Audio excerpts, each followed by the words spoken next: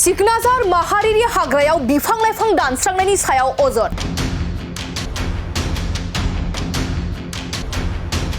थारैनो माहारिनि हाग्रा सिकनाझाराव जानाय जाथायनि आन्दोआव गामियारिनि सायाव अजद ना बाटारफ्लाइ एनजिअनि सायाव अजद? नंगौ, थांनाय 31 डिसेम्बर खालि सिकनाझार माल्टिपार्पज कोऑपरेटिव ससाइटी लिमिटेड एनजिअनि मावथिफोरजों लोगोसे बिथांमोननि थाग्रा न' आरो डिउटिआव बाहायग्रा जिब गारिखौ गाज्रि रोखोमै गाग्लोबनायनि सायाव खेंफोरथि होदों सिकनाझार माल्टिपार्पज कोऑपरेटिव ससाइटी लिमिटेड एनजिअनि मावथिफोरा।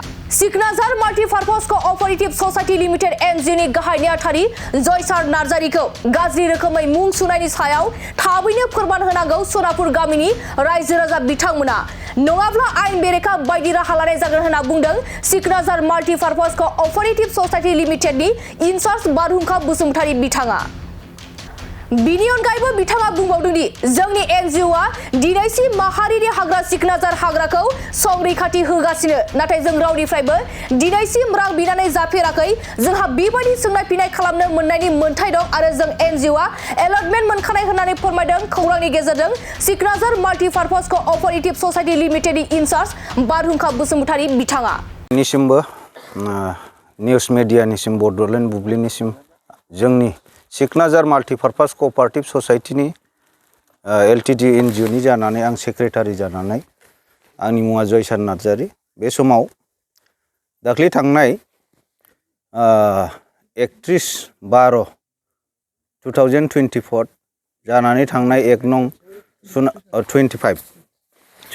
25आव जानानै थांनाय 1 नं सनापुर सरलपारा गामिनि थागिबि आंहाबो न' दं हिसाबै जयसार नार्जारिनि न'आवनो जोंनि सिकनाझार माल्टिपार्पज कोअपारेटिव ससाइटी लिमिटेड एनजिअआ मोनसे जोंनि सायाव माने माखासे गामियारि बाव माखासे जोंखौ गाज्रि भाइराल खालामनानै होनाय जादों। बुजिनो मोनै माखासे डिपार्टमेन्ट वाइल्ड लाइफनि गाइडलाइनखौ मोनथिनो मोनैफ्रा। दा बे समाव आं बेखौनो दिनै प्रेस मिट लानो सानदों। दा दाख्लैनि जानाय जाथायाव सरलपारा सनापुर बे आंनि न'आवनो जयसारनि न'आवनो जानाय जाथायाव दा बाव सारियावनो दंजोबो जाय बिथांमोनहा इलिगेलै माने बुजानानै हरदों जोंनि एनजिअनि माखासे केडारफ्रा, माने गामियारि माखासे बुजिनो मोनै मानसिफ्रा बुनानै बा गारि घरा बुफायदों, ग्लास बुफायदों, दरजा बुफायदों, न'नि दरजा बुफायदों, सलार बुफायदों, गोबां खहा खथि खालामना होदों। दा दिनै बे सरलपारा ओनसोलानो गासिबो S A national park declare खालामनायनि लोगो लोगोनो नेशनेल पार्कआव हाबनानै दंजोबखायो। वाइल्ड लाइफनि सिङावनो गासिबो साफ्रोमबो जिब जुनार मानसि दोमसि बे सरलपारा ओनसोला वाइल्ड लाइफआवनो हाबनानै दं। दा बे हिसाबै आं बेखौल' फोरमायनो सानदों, दाख्लैनि जानाय जाथाय जोंनि गथ'फ्रा बे आंनि न'आवनो जोंहा एलटमेन्ट दंखायो नै गासिबो बाव order as a registration society NGO हिसाबै बाव एस ए एलटमेन्ट हिसाबै जोंना बाव दंखायो। जोंना मथा मथि 22 तारिखआवनो नामा एलटमेन्ट अर्डार मोननाया 22/12/2025आव। दा बे हिसाबै डिपार्टमेन्टआ जोंखौ सरलपारा बिड अफिसाव थानानै डिउटि मावनो थिननाय हिसाबै दा सरलपारा बिड अफिसा माखासे थाजानाय कन्डिसन गैयिनि थाखाय बाव आंनि न'आवनो डिपार्टमेन्टआव सोंनानै बावनो थाथ'हैनानै डिउटिखौ मावबानो जाबाय होननायलाय जों बे हिसाबैनो डिपार्टमेन्टनि गाइडलाइन बादि, डिपार्टमेन्टनि बिथोन बादि आंनि न'आवनो बा जयसारनि न'आवनो थानानै डिउटिखौ मावनाय जादों। दा बे समाव बिसोरो गथ'फ्रा सानजौफुनि खयथासोमोनलाय? सानजौफुनि बिदिनो 1:30-2टासो समाव माखासे इलिगेल माने गथ'फ्रा सासपेक्ट जानाय माने भुटाननिफ्राय माबासो मोसौ लाबोनाय नुहुरनानै सोंनो थांनायाव खुनु सोंस्लाबनो हायै बा रायज्लायस्लाबनो हायै जोंनि गथ'फोरनि सायाव बिदिनो बुग्लुं सुग्लुं खालामनाय जादों आरोखि। दा बेफोरनि सोमोन्दै आं दिनै माखासे बुंथिनानै आं सासे सिकनाझार माल्टिपार्पास क'अपारेटिभ ससाइटि लिमिटेड NGO जानानै बेनि प्रेस मिटखौ दिनै 3 तारिख पयला 1 मास जानुवारि 2026 आव माखासे जाथायफोरखौ जाहाथे जाय बिथांमोनहा स्पटआव दंमोन बिथांमोननिफ्राय मोनथिनानै लानाया जों साफ्रोमनिबो गोनांथि। बे समाव आं बेखौनो बुंगोन, दा गोदोनि समाव जोंबो इलिगेल मावोमोन, सिदा खोथा बबेबा दंफां मावनाय माबा मोनसे बिजनेस मावनाय, नाथाय सोलायनायखौ जों साफ्रोमबो गोनांथि। एस ए नेशनेल पार्क जानाय लोगो लोगो जों बयबो सोलायनांगोन। जोंनि बे मिथिंगा बिखाखौ समायना जिब जुनार बिफां लाइफां दाउसिन दाउला बेखौ जों बयबो फरेस्टनि गाइडलाइन वाइल्ड लाइफनि गाइडलाइन बायदियै जों रैखाथि होनांगोन बयबो रायजो राजा। आं बेखौनो खावलायगोन रायजो राजानिसिम जे वाइल्ड लाइफ बा नेशनेल पार्कनि सिङाव थानाय मोनफ्रोमबो गामिनिसिम जाहाथे बिफां दाननायखौ बन्द' खालामनांगोन, बबेबा इलिगेल जाथारै दैफोरखौ थेनानै नाफोरखौ हमग्लुंनानै मुलि होग्लुंनायखौ बेफोरखौ बन्द' खालामनांगोन। जेरै 2 नम्बर दंफां हन्दाफोरजों हाग्लुंनानै नाङा फाङा खुनु डिपार्टमेन्टनि प्रसेसआव गैयागारा दंफां हानायफोरखौ बन्द' खालामनांगोन। मावोमोन जोंबो बै समाव बबेबा इलिगेल दंफांखौनो फायखारि खालामोमोन, नाथाय दिनै जों सोलायबोदों। बे 10 बोसोर 15 बोसोरनि आगोल। दा बिदि होननानै जे जयसादआ दिनै गुन्दा, बबे आखुथायाव गुन्दा दिन्थिदों दिनै बिनि प्रुफखौ जोंनो हो। आं बेखौसो खावलायगोन रायजो राजानि। खिन्थु गले गले रायजो राजानिसिम आं बेखौनो खावलायो, दिनै जोंना नेशनेल पार्क 2024 अलरेडि 15 आगस्टआव नेशनेल पार्क डिक्लेयार होजानाय। दा जेब्लानिफ्राय डिक्लेयार होदों जोंनि NGOआ एस ए रेजिस्ट्रेसन हिसाबै 10 डेट मिन्स आगस्ट न 10 आगस्ट 2024-25 आव जोंना रेजिस्ट्रेसन जानाय। जों NGOल' नङा, जों ससाइटिबो सिकनाझार माल्टिपार्पास क'अपारेटिभ ससाइटि प्लास NGO। दा बे हिसाबै आं दिनै आंनि बे प्रेस मिटखौ माखासे इलिगेल जे लाइभआव भाइरेल खालामना होनाय, फेसबुकआव फोसावलाबायनाय बेफोरखौ गासिबो नैबे बड'लेण्ड बुब्लिनि दारैनो जों लासैनो फोरमायलांगोन। नोंथांमोनहा नायलांबाय थाबानो जाबाय। गोजोन्थों। खुलुमबाय साफ्रोमबो रायजो राजानिसिम। दाखालि 31 तारिख 12 मास 2025 दिनाव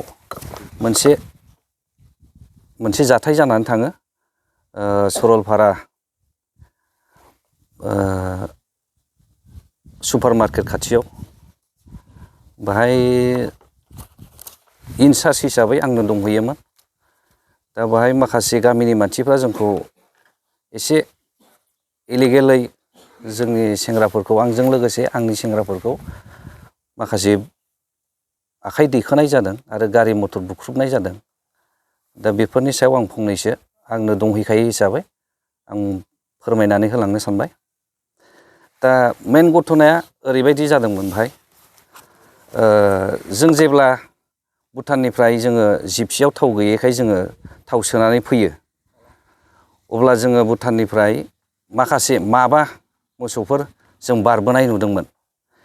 दा बे मोसौ बारबोनायाव जोंनि सेंग्राफ्रा माखासे दै खाथियावनो दङमोन, बाहाय दुगैदों, माखासे गारिखौ सुदों, जिपसिखौ सुदों, ओमफ्राय माखासेया ओरैनो जिरायलाबायनानै दङमोन। ओमफ्राय माखासेया जास्ट बे जोंनि केम्प सेरजोंनो थांनायखाय बे मोसौ माबाखौ खालि सोंदोंल'मोन, बे मोसौआ अबेनिफ्राय बारबोनाय। जों एसे आनकमन नुनायखाय, आउट कान्ट्रिनिफ्राय बारबोनाय बायदि नुनायखाय जोङो बे मोसौआ अबेनिफ्राय बारबोदों होननानै जास्ट सोंदोंल'मोन। बे सोंनायावनो बिसोरो जोंखौ ओरैबायदि खालामदों, माखासे सोंस्लाबनो मोनै जोंखौ सासे मानसिया नाज्रांफैदों आरो बिनि उनाव माखासेफ्रा जोंखौ फैनानै बुदला बुदलि खालामफैदों। बाव रावनिबो खोथा खोनासङाखै, बिसोरो डाइरेक्ट बुदों। दा बे बुनाया मानि थाखाय जोंखौ बेफोरबायदि बुदों जोंहा माखासे रुल दङ आउट कान्ट्रिनिफ्राय बुस्थु माखासे बारबोयोब्ला जोंहा बेफोरखौ सोंनो मोन्थाय जोंहा सारमोनहा माखासे गोजौ लेभेलनिफ्राय अर्डार होनाय हिसाबै जों बिसोरखौ सोंदोंल'मोन जास्ट बिसोर सोंनायावनो बिसोरो जोंखौ बेफोरबायदि बुदों न' बां बुख्रुबदों बिसोरो चेयार टेबोल गासिबो बुख्रुबजोबदों सलार टलार गासिबो बुख्रुबजोबदों आरो मानसिखौबो बिसोरो बुदों खिन्थु बेफोरबायदि बुलायनो गोनांथि गैयामोन बिसोरो जास्ट जों सोंदोंल'मोन सोंनायखौ बिसोरो एन्सार होब्लानो जायोमोन दा बिसोरो मानि थाखाय बेफोरबायदि बुदों दा बिसोरो ओरैबायदि मोनसे जों थाहैनायखौ ओरैबायदि मोनसे उसुबिदा साननानै लादों बै जायगायाव जों जेब्ला थाहैजेननायनि अखानायैनो बिसोरो जोंखौ बे जायगानिफ्राय होखारदों नोंसोरो बे जायगायाव थानो मोना होननानै दा जोंहा डिपार्टमेन्टनि न' दङमोन डिपार्टमेन्टनि न'आ माखासे कन्डिसनाव थाजाथ'नाय जायाखैमोन दा थाजाथ'नाय जायैखाय जों सासे व्यक्तिनि न'आव जों थाहैदोंमोन दा सारमोनहा माखासे जोंखौ थानो थिननायाव जों बाहाय थाहैदोंमोन दा बिदि थाहैनायखौ बिसोरो थाजानो बानानै बिसोरो जोंखौ होखारनाय जादों आरो बिसोरो जों थाहैनायनि एसे उननिफ्रायनो बिसोरो बुंदों जोंखौ नोंसोर थाफैनानै जोंहा मोनबो फिसा फिसौ 2 नाम्बार खामानियानो जोंहा खामानिखौ मावनो हाला नोंसोर बेनिफ्राय दोरोदलां दस्रायाव थाहै दस्रायाव बबाहाय थाहैयो हाग्रा बंग्रायाव बहाय थाहै अब्लाबो नोंसोर बे जायगायाव थानो मोना होननानै बिसोरो जोंखौ बुंदों ओमफ्राय थ' आरो बुंबावदों बिसोरो जोंखौ जोंनि NGOनि सेंग्राफोरखौ सोरनिफ्रायबा पारसेन्ट लायो थाखा फैसा लायो डनेसन खांनानै जायो मायो होननानै बिसोरो बुंदों जोङो दिनै बेखौ सोर सासेनिफ्राय जोङो डनेसन खांनानै जादों सोरबा व्यक्तिनिफ्राय जोङो पारसेन्ट बिनानै लादों नामा सोरबा बिजनेसमेननिफ्राय जोङो डिमान्ड खालामनानै माबा लादों नामा बेखौ जोंनो प्रुफ नांगौ जोंनो होनांगौ इमिडियेटलि बिथांमोनहा जोंनो प्रुफखौ होनांगौ नङाब्ला जोङो बिनि सायाव माबा मोनसे गोख्रों एक्सन लानाय जागोन दा बिसोरो बै समाव जोङो बिनि साननैसो सिगांबो जोङो मोनसे दैमायाव बै सरलपारा पिकनिक स्पटनि ओरै सोनाबहा थांनाय बाहाय मोनसे दै दङ बे दैयाव बिसोरो ओरैबायदि माबा मोनसे खालामनानै नाखौ हमबाय थायो दैया बाहाय गावस्रानाय 2-3 गावस्रानाय दङ बे गावस्रानायाव मोनसे साइडखौ थेथेनानै मोनसे साइडथिं दैखौ दानगार हरनानै बिसोरो नाखौ 6 बाल्थिं 7 बाल्थिं बिसोरो बोखांनानै लानानै बाजाराव फानफैयो दा बिदिखौ नुनानै जोङो बादा होदोंमोन बादा होनायावबो बिसोरो मावबाय थानायखाय जों सानसेखालि बे थागथि स्पटआव जोङो मोनहैनायलाय बे ना हमग्राफोरखौ जों हमनानै डिपार्टमेन्टआव सोंहरनानै डिपार्टमेन्टआ ओरैहाय हमनानै लाबो मानसिफोरखौ होननायखाय जोङो मानसिफोरखौ हमनानै डिपार्टमेन्टआव लांदों डिपार्टमेन्टआ बेखौ मा खालामबाय दाथ' जों मिथिला जों खालि जास्ट हमनानै लानानै फै होननायखाय जों लानानैल' थांदों दा बिसोरखौबो बिसोरो दाय जादों ओमफ्राय आरो प्लास बिसोरो जोंखौ बुंबावदों दंफां साल दंफां सिगुन दंफां साब दंफां गावसोरनो हायो गावसोरनो माबायो प्लान पलिसि खालामनानै हानानै गावसोरनो माबा खालामो होननानै बिसोरो बुंदों दा जों जुदि दंफां हादोंब्ला सोर लेबारखौ जों दंफां हाहोदों सोर हन्दा हाग्रा मानसिखौ जोङो थिनहरदों बे मानसिखौ बिथांमोनहा देखायना होनांगौ जोंनि सिगाङाव दा बेफोरखौ देखायनानै होनो हायाब्ला बिथांमोनहा एसे साननो गोनां जागोन दा क्लियारै बिसोरो जोंनि सिगाङाव देखायनानै होफैनांगोन सोरखौ जों थोनदों आरो बुंबावदों बिसोरो बे न' बिगोमाखौ बे न'आथ' जों थाहैनाय न'आथ' जों सासे व्यक्तिनि न'आवसो जोङो जोंनि खेमा जाथ'यैखाय बिट अफिसा जाथ'यैखाय जोङो सासे व्यक्तिनि न'आव थाहैदोंमोन थानो थिननाय अर्डार मोननायखायसो जों थाहैदों दा बे थाहैनायाव बिथांनि मुंखौ गाज्रि मुं सुनानै बिथांमोनहा बाथ्राखौ बुङै माबा भिडिअ खालामबाय थादों जोंखौ केमेरा खेबबाय थादों दा बिथाङा मा पारपासाव गुन्दा जाखो मा खालामनानै मा गावसिनि सायाव मा खामानि खालामनानै बिथांमोनहा बिथांनि सायाव जयसार गुन्दा सोर बेलाय जयसार गुन्दा लाबो बिगुर बिसिजोबनो बेखौ बेदलाम होननाय बाथ्राफोरा बेथ' मोजां जायाखै दा बिथांमोनहा बिनि सायाव माबाफोर गोरोन्थि नुदोंब्ला बिथांमोनहा बेखौ इमिडियेटलि बेफोरखौ प्रुफ होनांगौ बिसोरो जिहेतु नोंथांमोनखौ रायजो राजाफोरनिफ्राय फैसा खांनानै जाग्रा बेफोरबायदि बुंथिदों मा फोरमायगोन बेनि सायाव दा बिथांमोनहा जोंखौ बुंदों रायजो राजानिफ्राय माबा थाखा फैसा डनेसन खालामनानै जाग्रा बुंदों। दा जोंनो बेखौ नांगौ, जों सोर सासेनिफ्राय सोर अबेनिफ्राय जोङो डिमान्ड खालामनानै जादों।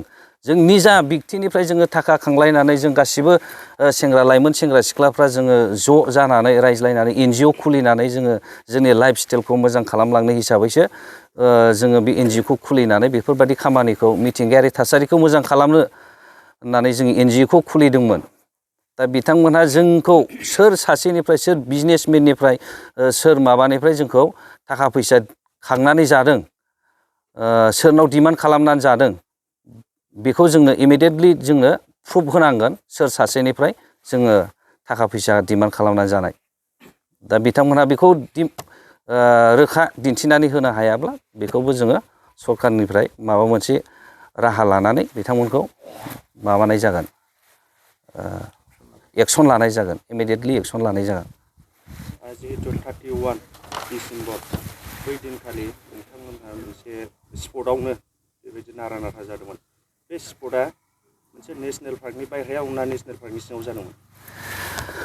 जे दिनाव माबा बे जाथाया जादोंमोन, बे जाथाय जानाय दिनावथ' बेथ' वाइल्ड लाइफनि आन्डारावनो जानाय, बेथ' आउटआव जाहैनाय नङा।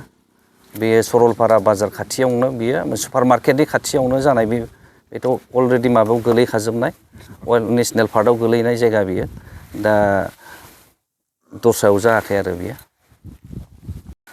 दा बिथांमोनहा बै दिनाव जाबायदि इनाय अनागारै जोंखौ जेजों मोनो बेजोंनो लावथिजों आखाइजों बुदों आरो गारि मथर बुफायदों आरो न' बां बुख्रुबदों, दरजा खोरखि जोखालाजोबदों, सियार टेबोल बुख्रुबजोबदों। दा बेफोरो इनाय जादों, माने जास्ट सोंनो थांनायावनो बेफोर सोंस्लाबनो हायै बिदि खालामनाया बिसिना गाज्रि जादों। दा बेफोरनि सायाव बिथांमोनहा साननैनि गेजेराव, दिनै 2 थारिख ना 2 थारिख 3 थारिख 5 थारिखनि गेजेराव बिथांमोनहा दरथाम गामिनिबो बाहाय दंजोबो। दरथाम 1 नं 2 नं 3 नं सनापुर, 1 नं 2 नं 3 नं सनापुर गामिनि रायजो राजाफ्रा फैनानै जोंजों मोजां रोखोम गोरोबफैनानै सावरायफैनांगौ, मिला मिसा खालामफैनांगौ। नङाब्ला आरो जा माबा खहा जादों, जोंनि बुस्थुफ्रा जा खहा जादों, बिथांमोनहा बे खहा जानाय बुस्थुफोरखौ सुफुंनानै होफिननांगौ। आरो बिथांमोनहा जुदि बेफोरखौ गावसोरनि गोसोखौनो गोग्गानानै थानानै जुदि जोंनि बुंनायफोरखौ खोनासङाब्ला आरो मावफुंनानै होफिननो गोसो गैयाब्ला, दा बिथांमोननि सायाव जोंहा गोख्रों एक्सन लानाय जागोन। आयेननि हेफाजाबै जोङो एक्सन लानाय जागोन।